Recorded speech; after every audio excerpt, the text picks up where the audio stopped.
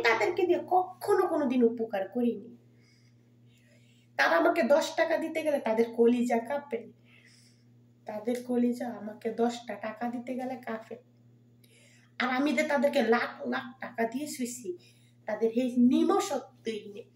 কি হয়েছে আপুরা ভাইয়েরা, ওই আল্লাহ আছে আমার প্রতি, তাদের কোনো কিছু লাগবে না, কিন্তু আমার প্রতি আমার আল্লাহ আছে। এই জন্য আপু ভাইয়েরা এইবার পাষাণ, পাষাণ কাকে বলে জানেন? পাষাণ হয়ে গেছে। আমার বোনের ছেলে, বোনের বড় মেয়ের জামাই বিদেশ থাকে, বিদেশের থেকে আইছে, সবার জন্য সবকিছু আনছি, কিন্তু আমি তো তাদের কেউ ছিলাম না।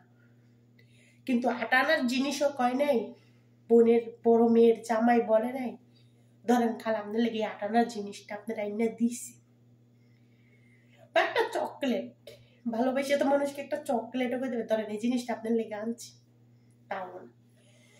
মোট কথা পৃথিবীতে কেউ